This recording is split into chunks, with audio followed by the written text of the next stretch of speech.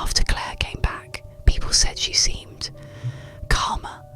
That was the word. Not happier, not relieved, just calmer. Like something heavy had been set down, or like something had finally learned how to carry itself. At first, the changes were easy to excuse.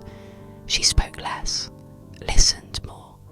But when she listened, she wasn't watching people's faces. She watched their mouths, their hands, the way they moved when they weren't thinking about it. I noticed one habit that didn't make sense. Whenever someone laughed near her, Claire would wait. Just a second. Then she would laugh too. Same rhythm, same breath pattern. Not mocking, matching. It was subtle enough that no one mentioned it. Except once, late one night, when her sister whispered to me, "Have you noticed she laughs after people now?" I said yes. Her sister said she never used to. There was something else. Claire stopped blinking normally.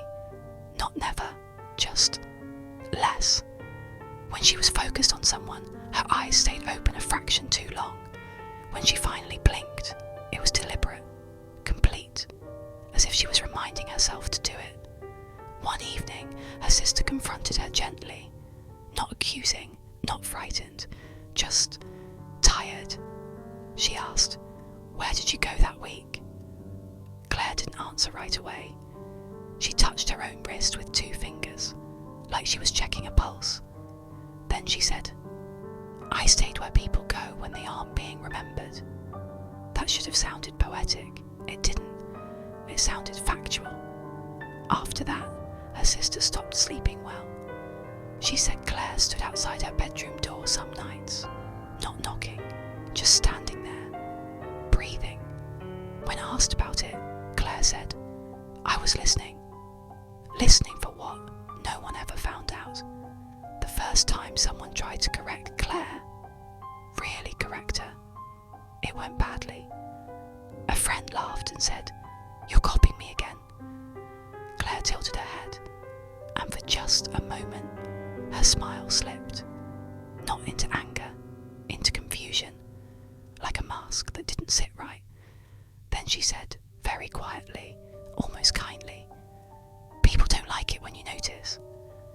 That night, the friend couldn't remember the conversation clearly, only that something about Claire's face didn't settle properly in their memory, like trying to recall a reflection from moving water.